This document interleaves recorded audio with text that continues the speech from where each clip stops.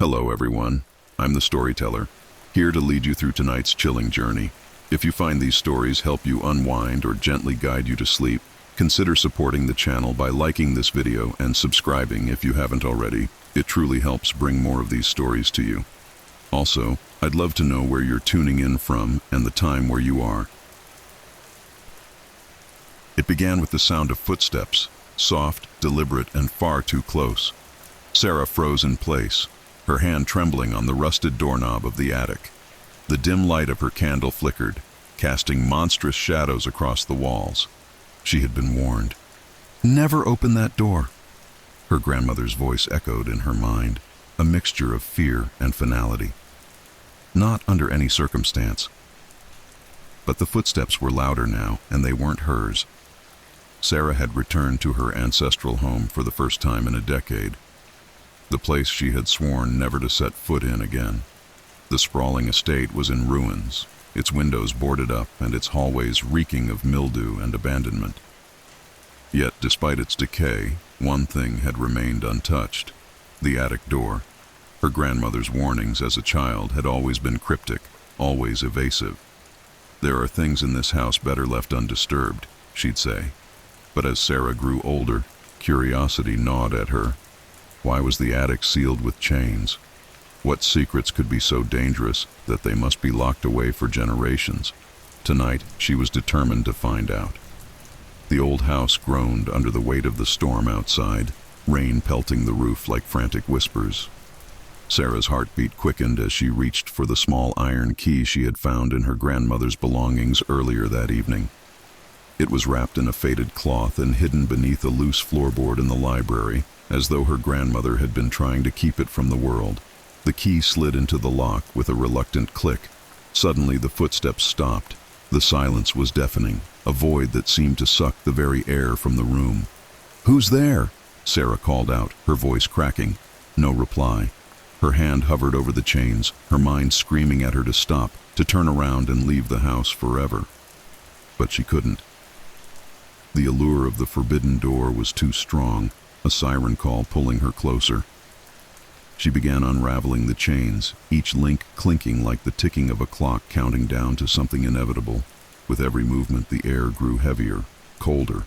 It felt as though the house itself was holding its breath. When the last chain fell to the floor, Sarah hesitated. Her hand trembled as she gripped the knob, its icy surface biting into her palm. And then she turned it. The door creaked open, revealing darkness so absolute it seemed to swallow the light of her candle. She stepped inside, the wooden floorboards groaning beneath her weight. The room smelled of damp wood and something else, something faintly metallic. As her eyes adjusted to the gloom, she saw it, a figure hunched in the corner, its back turned to her. At first, she thought it was a mannequin, discarded and forgotten. But then it moved. "Help me," it whispered, its voice raspy and broken. Sarah staggered backward, her candle flickering wildly. Who are you?" The figure turned slowly, and the candlelight revealed a face that was barely human. Skin stretched taut over bone, eyes sunken and hollow. Its mouth twisted into a smile, revealing rows of jagged teeth. "You shouldn't have opened the door," it said, its voice dripping with malice. Before Sarah could scream, the door slammed shut behind her, the sound reverberating through the house. And then, the light went out. Sarah's scream never made it past her lips. The oppressive darkness swallowed her voice, leaving her stranded in silence. She stumbled back, her hands frantically reaching out to find the door she'd entered. But the wood was gone, replaced by cold, unyielding stone. The figure in the corner stirred again, its jagged teeth gleaming faintly in the suffocating blackness. "You can't leave," it rasped, its voice echoing unnaturally, as if the room itself was speaking. "You've let it in." "Let what in?" Sarah's voice trembled as she clutched the candle, its weak flame flickering as though gasping for air. The figure didn't answer, but the shadows began to move. They weren't cast by the candlelight. No, they were alive, shifting across the walls like predators circling prey. Whispers filled the room, overlapping and chaotic, words she couldn't quite understand. Panic set in, Sarah turned, desperate to find a way out. She pressed her hands against the walls, searching for seams or cracks. But they were smooth, impossibly solid. Her breath quickened, each inhale feeling heavier than the last. "Why did you come here?" the figure asked, its voice closer now. I wanted to know what was behind the door," Sarah stammered. A low, guttural laugh erupted from the creature, a sound that chilled her to the bone. Curiosity. It always leads to the same end. The whispers grew louder, forming words now. They weren't coming from the figure. They were coming from the shadows themselves. "Stay with us. We've waited so long." She opened the door. Sarah backed away, her candle flickering wildly as the shadows began to converge. They reached for her, tendrils of darkness creeping across the floor like hungry vines. She stumbled, falling to her knees. The candle fell from her hand and extinguished, plunging her into absolute darkness. "No!" she cried, her voice breaking. "Stay away!" But the shadows didn't stop. They wrapped around her arms, her legs, her throat, cold and suffocating. Sarah thrashed against them, her mind racing. And then she remembered the key. Her hand darted to her pocket, fingers closing around the cold iron. She didn't know why, but she clutched it tightly, holding it up as if it could protect her. The moment the key touched the shadows, they recoiled with a shriek. The whispers turned into a deafening wail, and the room began to shake. The walls cracked, light spilling through the fissures. The figure screamed, its voice blending with the shadows' cries. "You've ruined everything!" it bellowed, its monstrous form dissolving into the dark. The light grew brighter, blinding, until Sarah was forced to close her eyes. When she opened them, she was no longer in the attic. She was standing in the hallway of her grandmother's house, the door to the attic sealed once again with chains. The key was still in her hand, its iron surface now burning hot. She dropped it with a gasp, watching as it melted into the floor. But the house wasn't the same. The air felt heavier, the shadows on the walls darker, and somewhere, faint but unmistakable, she could still hear the whispers. The whispers didn't fade. They followed Sarah down the creaking staircase, growing fainter but never disappearing entirely. Her legs wobbled as she reached the bottom, her breath coming in ragged gasps. The house was colder now, as if the very essence of warmth had been drained from its walls. She glanced over her shoulder, half expecting to see the attic door standing open, its dark secrets spilling out. But it remained closed, bound again by chains that seemed older, darker, and more menacing than before. "What just happened?" she whispered to herself. Her voice sounded alien, trembling and weak.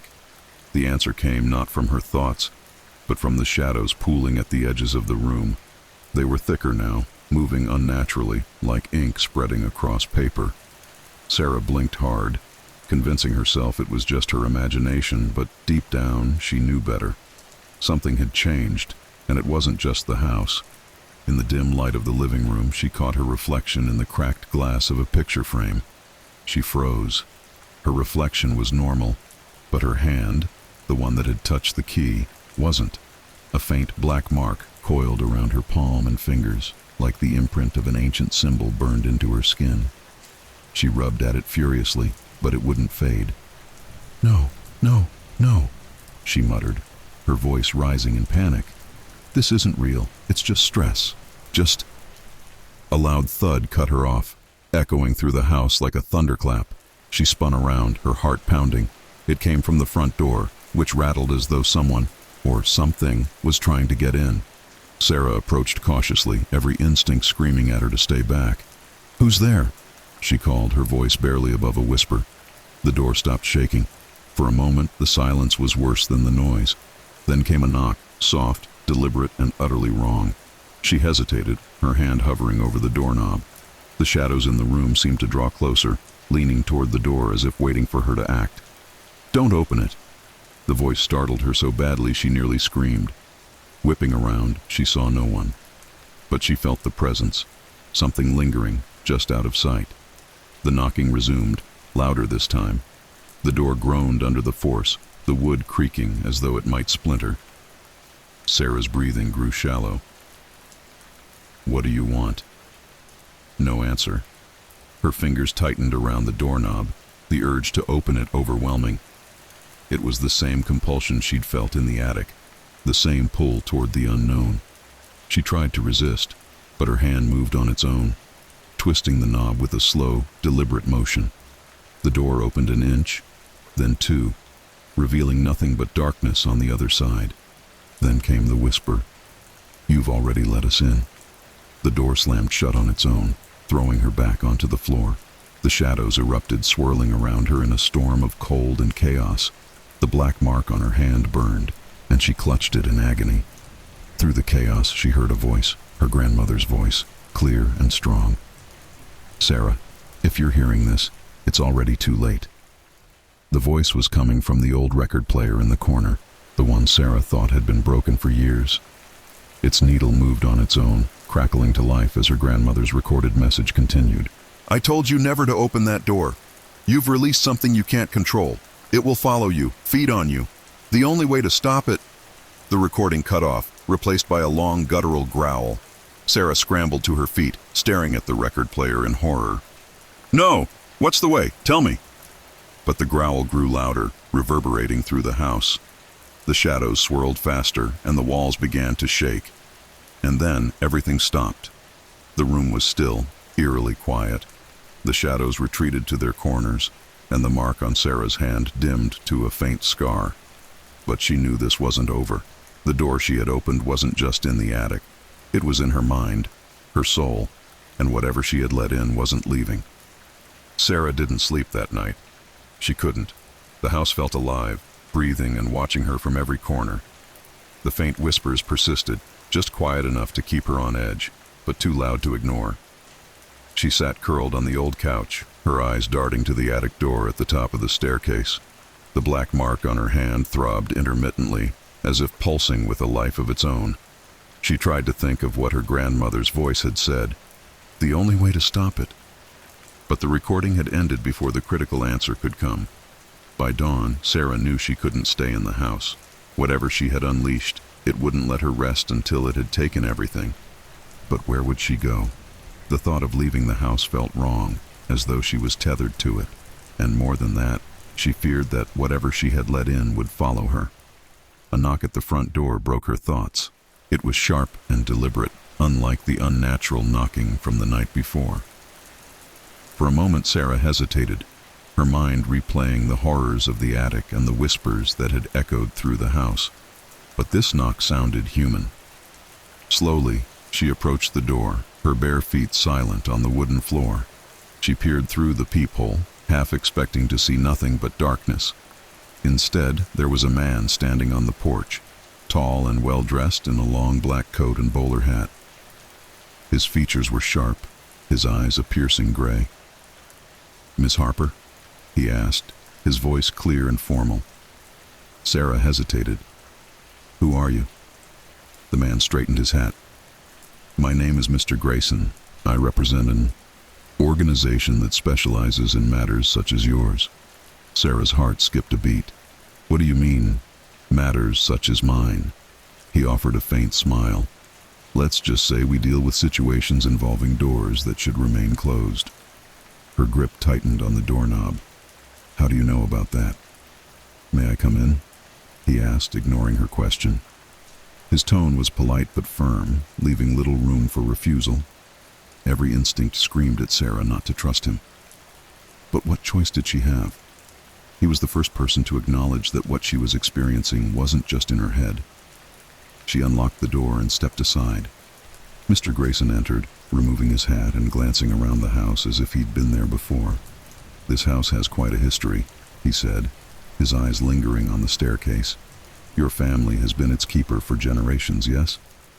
Sarah nodded slowly. "My grandmother. She told me never to open the attic door. She said it was dangerous, but she never explained why." Mr. Grayson turned to her, his expression unreadable. "The door in the attic isn't just a door, Miss Harper. It's a boundary. A seal, if you will. And by opening it, you've weakened that seal." Her stomach churned. "What does that mean? What did I let out?" Grayson hesitated, choosing his words carefully. You didn't just let something out. You let many things in. Shadows, whispers, entities that don't belong in our world. They've been waiting for centuries for someone to make that mistake. Sarah sank onto the couch, her legs feeling like jelly. How do I fix it? How do I make it stop? Grayson placed his hat on the coffee table and sat across from her. There is a way, but it's dangerous. You'll need to confront what you've unleashed and seal the door properly this time. That mark on your hand, he gestured to her palm, is your key now. It connects you to the entities. They won't let you go without a fight. The mark on her hand burned as if in response. She clenched her fist, her mind racing. What happens if I don't? If I just leave the house and never come back? Grayson's eyes darkened. Then they'll follow you. The shadows will grow stronger, hungrier. They'll consume you, and eventually, they'll spill into the world outside. If that happens, there will be no stopping them. The room seemed to grow colder. Sarah shivered, pulling her knees to her chest. How do I confront them? I don't even know what they are. Grayson leaned forward, his voice low. You don't need to understand them to face them. You just need to be brave enough to enter that room again. Her heart sank at the thought of returning to the attic. The memory of the figure, the whispers, and the suffocating darkness was enough to paralyze her with fear. But Grayson's expression left no room for argument. If she wanted to survive, if she wanted to stop this nightmare, she would have to face whatever horrors waited for her behind that door. Sarah stood at the foot of the staircase, her hand trembling as it gripped the railing. The mark on her palm burned hotter with every step she contemplated taking, as if warning her of what lay ahead. Behind her, Mr. Grayson waited silently, his presence both reassuring and unnerving. He had given her instructions, but they sounded more like riddles than a plan. The mark is your guide. The shadows will try to deceive you, but you must stay focused. Do not listen to their whispers. Do not trust what you see. And above all, do not lose the key. Your mark is the only thing keeping them bound. Her breath hitched as she took her first step upward. The wooden boards groaned under her weight, each creak echoing through the empty house. The closer she got to the attic, the more oppressive the air became, as though the house itself were trying to push her back. When she reached the top, the attic door loomed before her, its chains glinting faintly in the dim light. But something was different. The door seemed alive. The wood pulsed, the grain twisting unnaturally, as if it were breathing. I don't think I can do this, Sarah whispered, her voice cracking. Grayson's voice was firm behind her. You have no choice. If you hesitate now, it will consume you.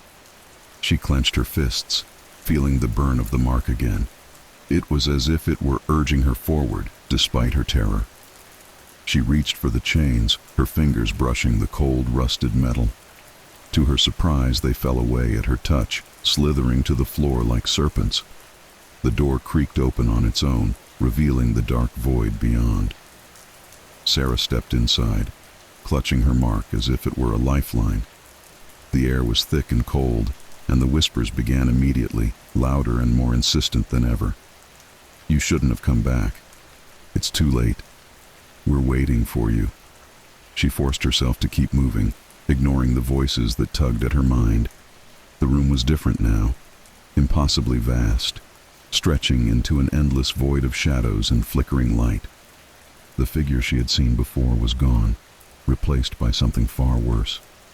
At the center of the void stood a massive black monolith, its surface rippling like liquid obsidian. The mark on her hand flared with heat, pulling her toward it like a magnet. What is that? Sarah whispered, her voice barely audible over the cacophony of whispers. Grayson's voice echoed in her mind, though he had not followed her into the room. It is the heart of the seal. Destroy it, and the boundary will be restored. But be warned, breaking it will draw their attention. They will fight to stop you. The shadows around the monolith began to shift, forming grotesque, humanoid shapes. They had no eyes, only gaping voids where their faces should be, and their movements were jerky and unnatural. Sarah's instincts screamed at her to run, but she forced herself to take a step forward. The mark on her hand burned brighter, illuminating the space around her.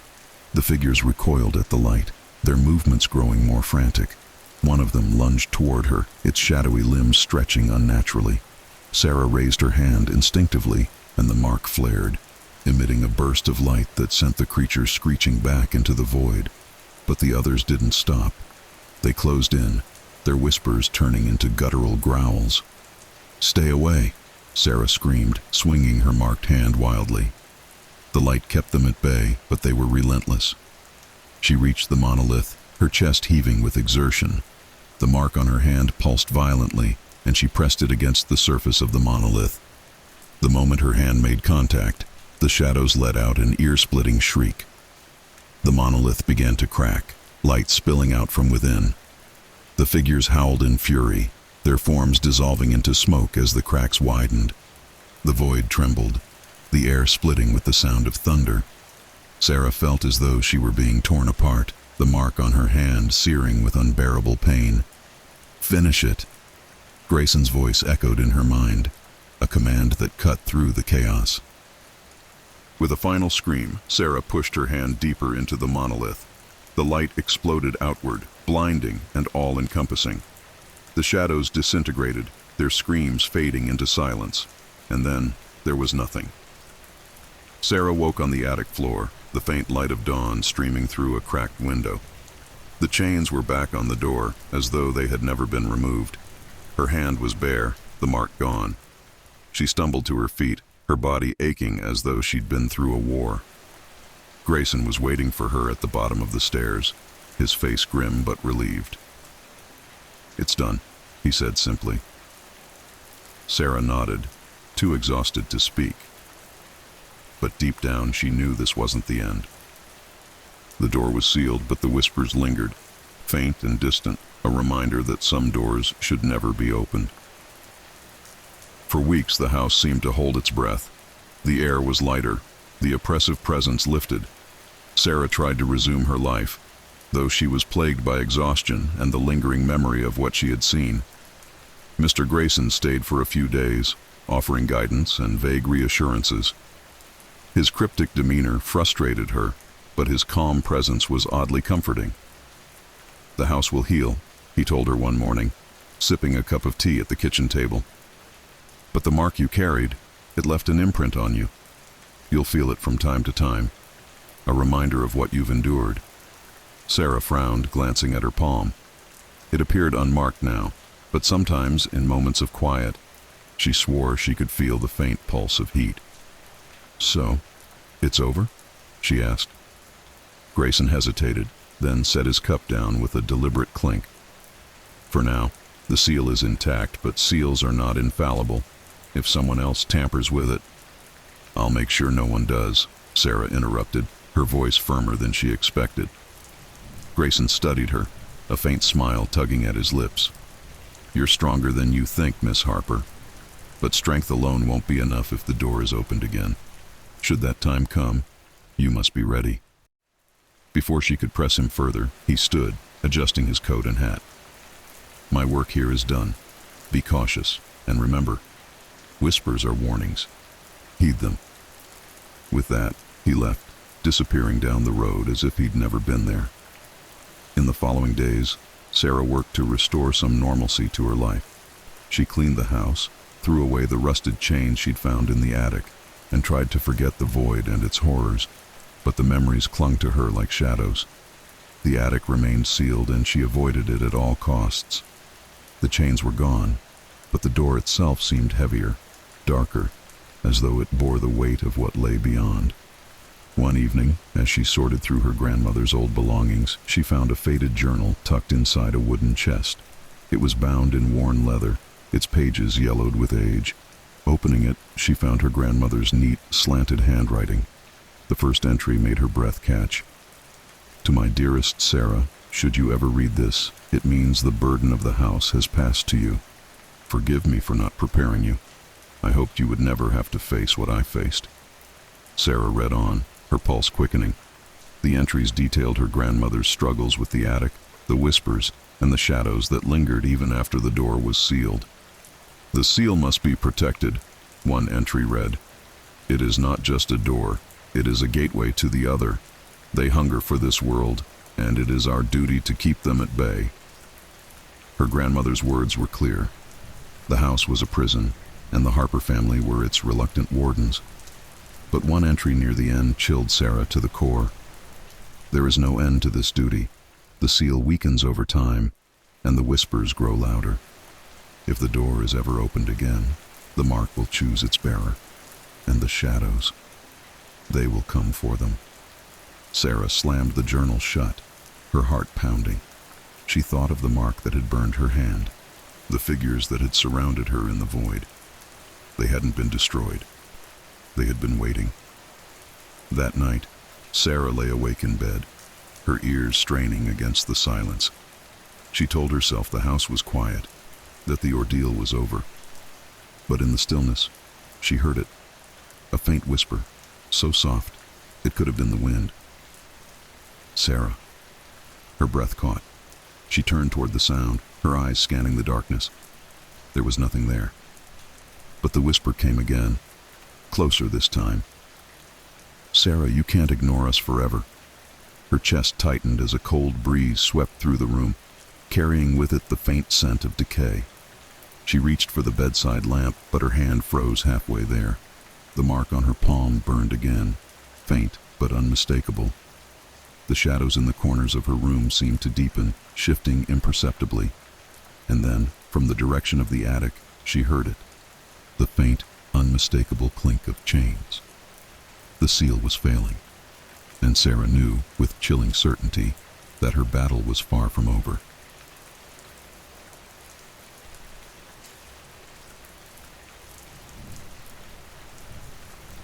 In their final year of college, a group of friends stumbled into a mystery they would never forget.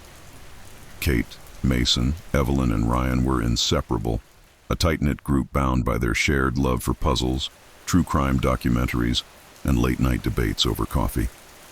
They called themselves the Midnight Society, a name born out of countless nights spent unraveling fictional mysteries. But their next case wasn't fiction. It began when Kate, an aspiring journalist, came across an old file in the college library archives. She had been researching for her thesis when she stumbled upon a dusty box labeled Unsolved 1998. Inside was a collection of newspaper clippings, photographs, and handwritten notes detailing the disappearance of a student named Laura Green. Laura had been a senior at the university, a top-performing psychology major, who vanished one night without a trace. The last anyone saw of her was at the campus library, where she had been working on a research project about urban legends. Her belongings were left untouched, and the case eventually went cold. Intrigued, Kate brought the file to the group. "This could be our biggest challenge yet," she said, spreading the documents across the table in their favorite coffee shop. "What if we solve it?" "Are you serious?" Mason, the skeptic, raised an eyebrow. "This happened over 2 decades ago. The cops didn't crack it. What makes you think we can?" Evelyn, always the optimist, leaned in closer. "I don't know, Mace. Maybe fresh eyes could help. Besides, it's not like we've got anything better to do." Ryan, the quiet one with a knack for noticing details others missed, nodded. "Let's start with the library. If that's where she was last seen, there might still be something there." The library at night was a different world. The fluorescent lights cast long, eerie shadows, and the silence was so profound it felt oppressive. The group managed to convince the librarian to let them stay after hours under the pretense of working on a group project. They split up, scouring the aisles and study rooms for anything unusual. Kate focused on the section where Laura had reportedly been working. As she ran her fingers along the spines of dusty books, something caught her eye. A journal wedged between 2 volumes of outdated encyclopedias. It wasn't labeled, but when she opened it, her breath caught. The first page was dated 3 days before Laura's disappearance. The entries were chilling. Laura wrote about a strange series of occurrences, books she hadn't checked out appearing in her dorm, whispers in the library when no one else was around, and most disturbingly, a shadowy figure she claimed to see in her peripheral vision. She believed someone, or something, was stalking her. "Guys," Kate whispered, clutching the journal as the others gathered around. I think this was hers. The final entry sent a shiver down their spines. I found the connection. It's more than an urban legend. If I disappear, follow the trail. At the bottom of the page was a strange symbol, a circle with an X through the center. Over the next week, the group became consumed by the mystery. They discovered that the symbol matched a piece of graffiti found in an abandoned building on the outskirts of campus, a place rumored to be haunted. The building had been part of the university decades ago, but was shuttered after a fire. "It's a dead end," Mason said as they stood outside the crumbling structure late one night. "Or it's the beginning," Kate countered, pushing open the rusted door. Inside, the air was damp and stale, and their flashlights barely pierced the darkness. They split up, each taking a different section of the building. Evelyn was the first to find something. A hidden door behind a collapsed bookshelf. It led to a narrow staircase descending into the ground. The basement was worse than the upper floors. The walls were lined with old filing cabinets, and the air felt heavier, like it was pressing down on them. At the end of the hall, they found a locked room. "Stand back," Ryan said, producing a set of tools he'd brought just in case. After some effort, the lock gave way, and the door creaked open. Inside was a small room, barren except for a desk and a single chair. On the desk was a tape recorder and a folder labeled Experiment Log. The recordings were unnerving. A male voice, cold and clinical, detailed an experiment conducted on students under the guise of psychological research. Participants were subjected to extreme isolation and sensory deprivation, leading to hallucinations, paranoia, and, in some cases, violent outbursts. Laura's name was mentioned several times. She had apparently been investigating the program when she became a target. "This is why she disappeared," Evelyn whispered. They silenced her. The group debated what to do. Turning the evidence over to the police seemed like the logical choice, but something felt off. As they exited the building, they noticed a car parked nearby, its engine running. "Who's that?" Mason asked, his voice low. The car's headlights flicked on, blinding them. Then it sped away. Over the next few days, strange things started happening. Kate's dorm room was ransacked, her laptop and Laura's journal missing. Mason received an anonymous email warning him to stop digging. Evelyn noticed a man in a dark suit following her on campus, and Ryan found his car tires slashed. "This is bigger than we thought," Kate said during an emergency meeting at her apartment. "They're trying to scare us off." "They're succeeding," Mason muttered. But Kate wouldn't give up. She used the recordings to track down a retired professor who had worked at the university during the time of the experiment. The professor was hesitant to talk, but eventually revealed that the program was funded by a shadowy organization with deep pockets and no regard for ethics. "They buried everything," the professor said, his voice trembling. "If you keep poking around, they'll bury you too." The group decided to go public. They uploaded the recordings, photographs of the journal, and their findings to a popular investigative journalism website. Within hours, the story went viral. But the victory was short-lived. The website crashed, their social media accounts were hacked, and the files disappeared. That night, Kate received a knock at her door. When she opened it, there was no one there, only a single piece of paper with the same symbol Laura had drawn in her journal. The Midnight Society had uncovered the truth, but at what cost? They couldn't shake the feeling that someone, or something, was still watching.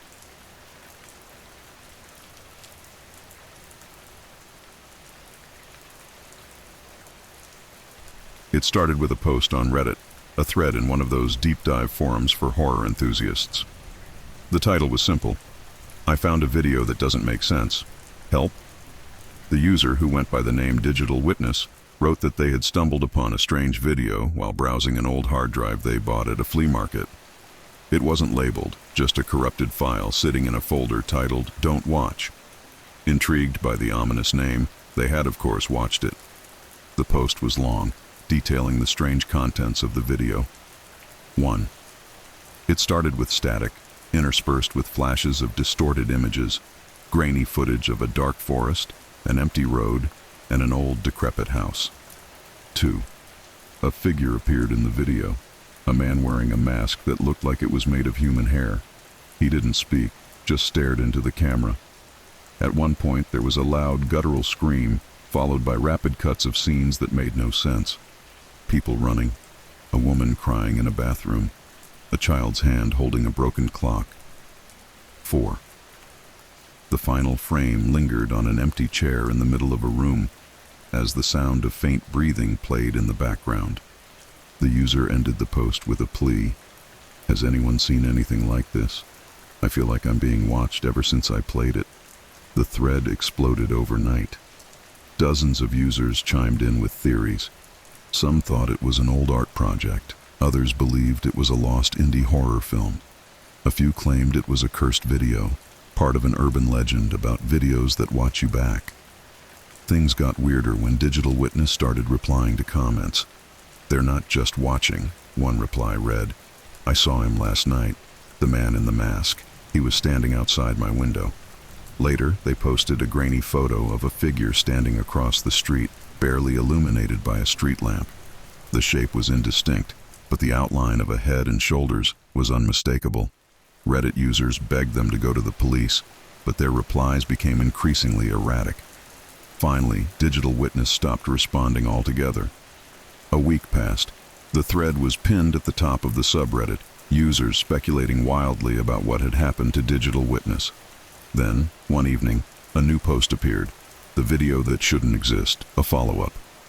It wasn't from Digital Witness, but another user claiming to be their roommate.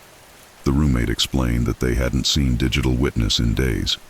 They found their laptop open, with the video still paused on the final frame, the empty chair. The roommate decided to play the video to understand what was happening. What they described was similar to the original account, but with a terrifying twist.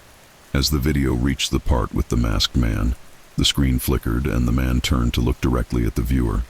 Then he spoke. Why are you watching this? The roommate said they immediately shut the laptop, but since then, they had been hearing faint tapping noises at their door every night. The post went viral, sparking a flurry of copycat stories and so-called sightings of the masked man. It became a full-blown Reddit phenomenon, with users claiming to have found copies of the video on other platforms, dark web forums, corrupted USB drives, and even as email attachments. But then, people started disappearing. It began with usernames going inactive. First, Digital Witness, then their roommate. Users who claimed to have watched the video or downloaded it stopped posting. Someone created a tracker listing every account that had interacted with the original thread. Over half of them went silent within a month. The subreddit's moderators eventually locked the thread and banned any discussion of the video.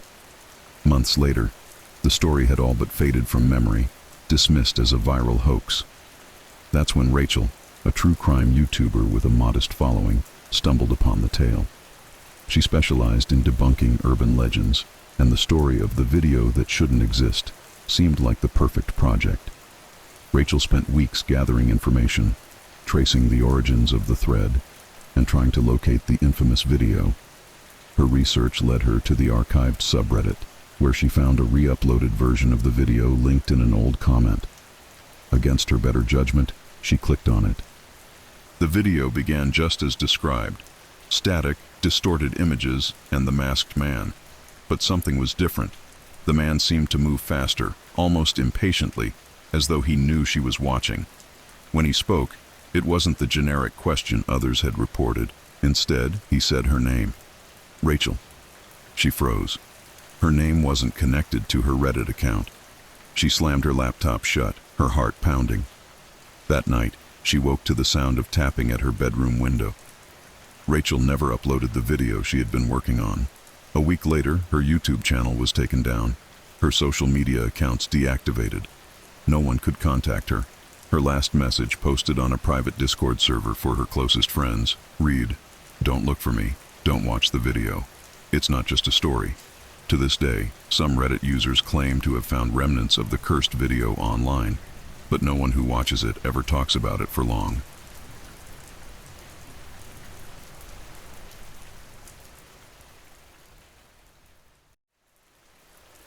Liam was scrolling through Facebook Marketplace late one evening half out of boredom and half in search of a decent used car.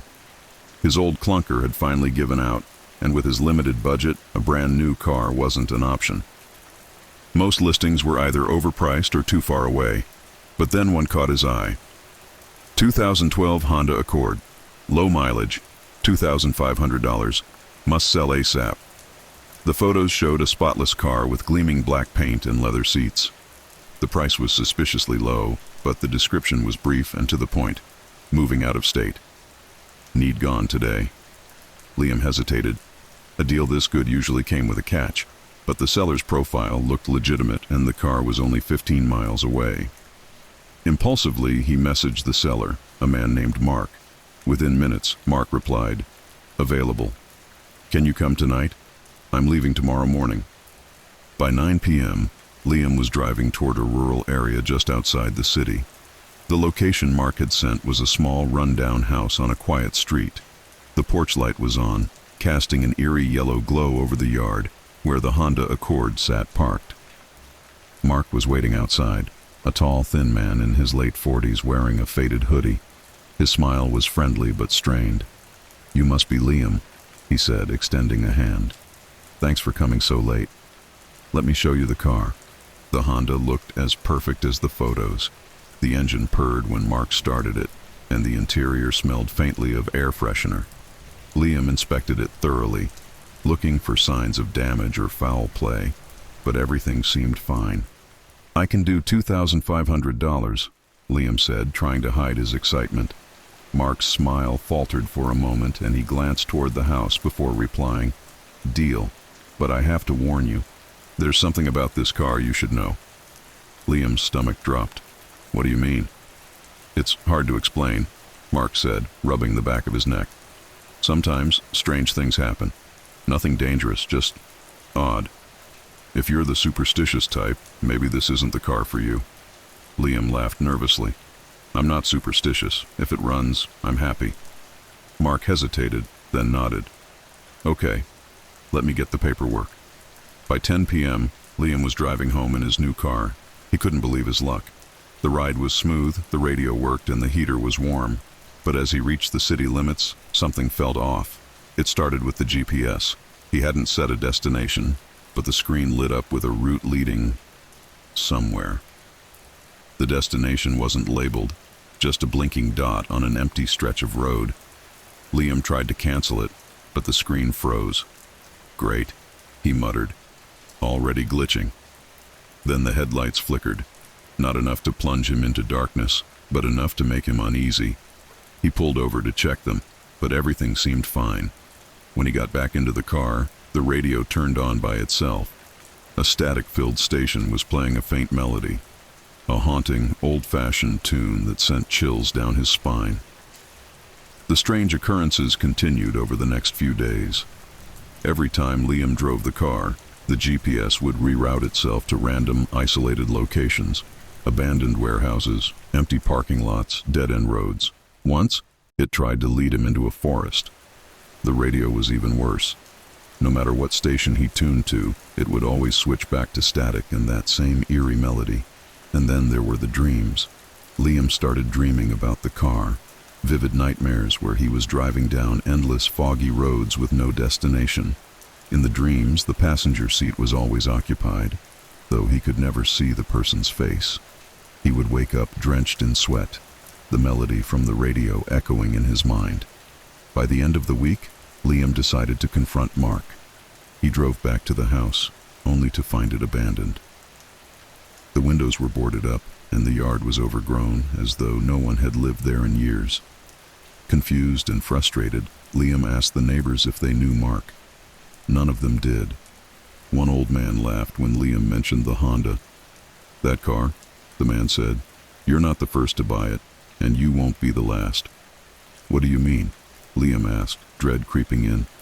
"Every few months someone new shows up driving it, always looking for Mark, always with the same story. That car's cursed, son. You should get rid of it." Liam tried to sell the car, but every time he listed it online, the ads would disappear. Flyers he put up around town were torn down within hours. It was as if the car wouldn't let him get rid of it. One night, while driving home late from work, The GPS rerouted itself again. This time, Liam decided to follow it, desperate for answers. The route led him to a remote junkyard on the outskirts of town. As he pulled in, the radio switched to static, then went silent. The headlights dimmed, leaving him in near darkness. Liam stepped out of the car, his breath visible in the cold air. The junkyard was eerily quiet, the only sound the crunch of gravel beneath his feet. In the center of the yard was another car, a rusted, burned-out shell that looked eerily familiar. Liam approached it and froze. It was the same Honda Accord. As he stared at the wreck, he heard footsteps behind him. Turning, he saw a figure standing by his car, a man in a faded hoodie, his face obscured by the shadows. "Mark," Liam whispered. The man didn't respond. The last thing Liam heard was the faint melody from the radio, growing louder and louder until it drowned out everything else. Liam's Honda Accord was listed on Facebook Marketplace the next morning. The description was brief. 2012 Honda Accord. Low mileage. $2,500. Must sell ASAP.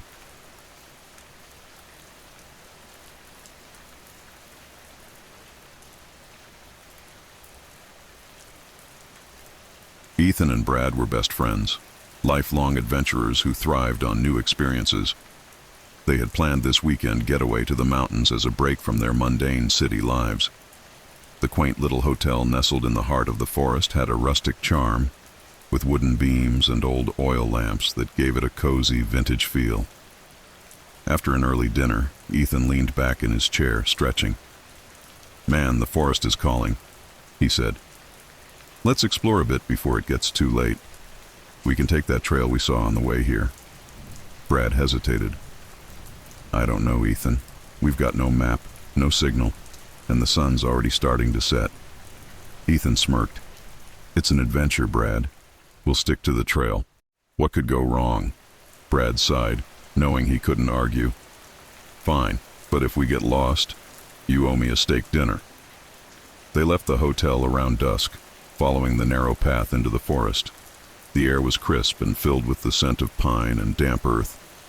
The faint light of the setting sun filtered through the canopy, casting long shadows on the ground. For the first hour, everything was peaceful. They joked, snapped photos, and marveled at the towering trees. But as the sun dipped below the horizon and darkness crept in, the trail grew harder to follow. "Wait," Brad said, squinting at the ground. "Wasn't there a fork in the path back there? Which way did we come from?" Ethan frowned, turning in a circle. I'm not sure. Let's keep going. The trail has to lead somewhere, right?" Brad wasn't convinced, but he followed Ethan anyway. As they pressed on, the forest seemed to close in around them. The trees stood like silent sentinels, their twisted branches reaching out like skeletal hands. Then they heard it. A single haunting note echoed through the stillness, a sound so sharp and clear it sent a chill down their spines. It was a flute or a pipe, its melody eerie yet strangely beautiful. "Did you hear that?" Brad whispered, his voice barely audible. Ethan nodded, his bravado gone. "Yeah, but where is it coming from?" The music grew louder, closer, though the forest remained empty. Shadows danced across the ground, but there was no sign of a musician, no movement among the trees. "Let's go back," Brad said, his voice trembling. Ethan didn't argue. They turned and retraced their steps, or tried to. But every path they took seemed unfamiliar, leading them deeper into the woods. And all the while, the music followed, weaving through the darkness like a predator stalking its prey. The forest seemed alive now, shifting and changing around them. The once firm ground became soft and uneven, their feet sinking into the earth as if it were trying to pull them down.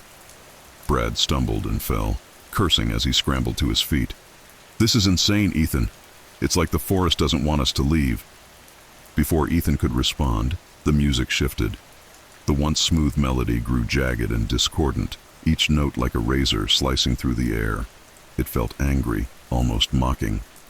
"Run!" Ethan shouted, grabbing Brad's arm.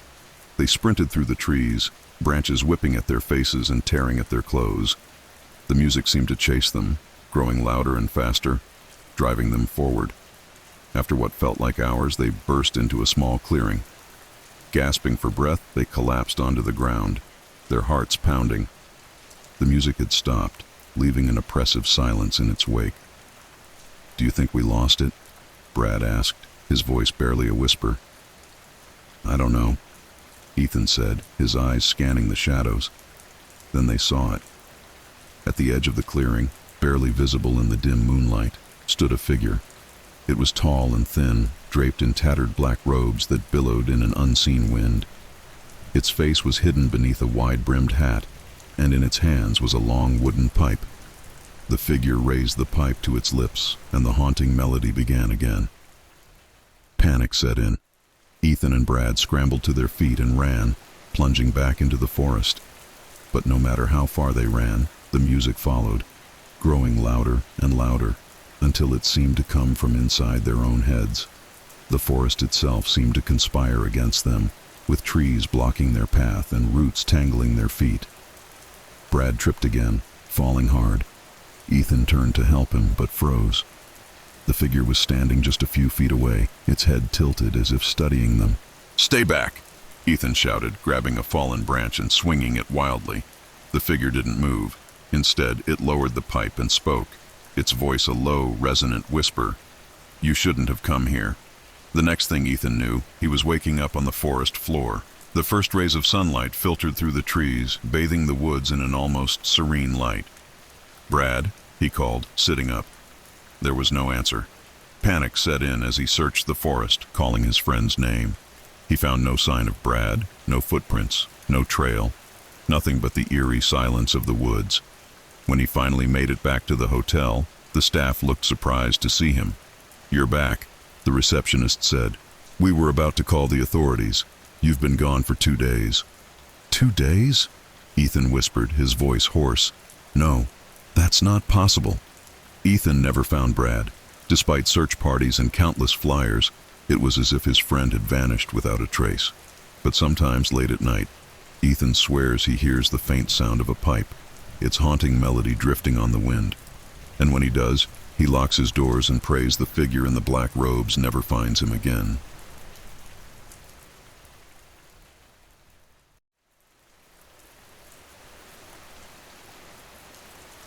Growing up in a small town, there wasn't much to do after school except find ways to entertain ourselves. Our group, me, Tyler, Mia, and Jason, always sought out adventures to break the monotony. There was one place, though, that remained off-limits even to us: the abandoned railway tracks on the outskirts of town. The tracks had been closed for decades after a tragic accident that left an entire train of passengers unaccounted for. Rumors swirled about how the train had vanished into the mist one stormy night, never to be seen again. People claimed the tracks were haunted, and the area had been fenced off to keep people out. Or, perhaps, to keep something in. Naturally, that made it irresistible to us. It started with Jason's idea. "Let's go to the tracks after school," he said, his eyes gleaming with excitement. "We'll prove there's nothing there. Just a bunch of old stories to scare kids." Mia crossed her arms. "Or we'll get caught trespassing." "Great idea, Jason." Tyler, always the voice of reason, hesitated. "The fence is there for a reason."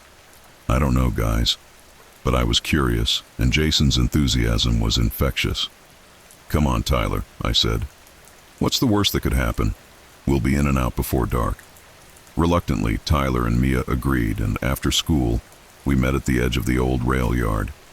The fence was rusted and bent in places, making it easy to slip through. On the other side, the tracks stretched into the distance, overgrown with weeds and flanked by towering trees that seemed to close in like a tunnel. As we walked, the air grew colder, and the sounds of the town faded into an eerie silence. Even the birds seemed to avoid this place.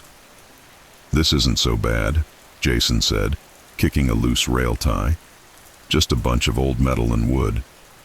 "Then why does it feel like we're being watched?" Mia muttered, glancing over her shoulder. I laughed nervously, but I couldn't shake the feeling either. About half a mile down the tracks, we found it, the old train tunnel. It loomed ahead like the mouth of some giant beast, its interior shrouded in darkness. This is it, Jason said, grinning. The legendary ghost tunnel. Who's going in first? Not it, Mia said quickly. Tyler and I exchanged uneasy glances. Finally, I stepped forward. Fine, I'll go. You guys coming, or are you too scared? Jason followed without hesitation, while Mia and Tyler reluctantly trailed behind. The air inside the tunnel was damp and musty, and our footsteps echoed off the stone walls. We used the flashlights on our phones to light the way, but the beam only seemed to illuminate the oppressive darkness ahead. See? Nothing here, Jason said, his voice echoing. Just as he spoke, a faint sound reached our ears. It was distant at first, barely audible, a low, rhythmic clanking, like the sound of a train on the tracks. Did you hear that? Mia whispered, her voice trembling. It's probably just, I don't know, the wind? Tyler offered, though he didn't sound convinced. The clanking grew louder, accompanied by a faint whistle that sent chills down my spine. Okay, let's go back, I said, turning to leave. But the tunnel behind us was no longer empty. A faint light glowed in the distance, growing brighter by the second. It was the unmistakable headlamp of a train, barreling toward us at full speed. Run! Jason shouted. We bolted down the tunnel, the light growing brighter and the sound deafening. My heart pounded as we sprinted, the cold air slicing through my lungs. But just as the train was about to overtake us, the light vanished. The sound stopped. We skidded to a halt, gasping for breath, and looked around. The tunnel was empty. What just happened? Tyler asked, his voice shaking. Before anyone could answer, a figure appeared in the shadows ahead. It was a man, dressed in an old-fashioned conductor's uniform, his face pale and his eyes hollow. You shouldn't be here, he said, his voice echoing eerily. We froze, too terrified to move. The conductor stepped closer, his form flickering like a candle flame. The tracks are cursed. Leave now, or you'll join the others. The others? Mia whispered, clutching my arm. He raised a hand, pointing toward the darkness behind us. Slowly, shapes began to emerge. Dozens of them. Men, women, and children, their faces blank and their eyes empty. They stood silently, watching us. We didn't wait to find out what they wanted. Grabbing each other, we ran back the way we came, not stopping until we were clear of the tunnel and back on the tracks. When we reached the fence, we clambered through and collapsed onto the ground, gasping for air. What was that? Jason stammered. I don't know, I said, my hands trembling. But I'm never going back there again. The next day at school, we tried to convince ourselves it had been a hallucination, a trick of the dark and our overactive imaginations. But when we checked the local library, we found an old newspaper article about the train accident. It detailed how the conductor had been blamed for the crash, though his body was never found. Witnesses reported hearing phantom train whistles near the tunnel in the years since, along with sightings of ghostly passengers. We never spoke of the incident again, but sometimes, late at night, I still hear the distant sound of a train whistle carried on the wind, and I wonder if the conductor is still waiting, guarding the cursed tracks that claimed his life and nearly claimed ours.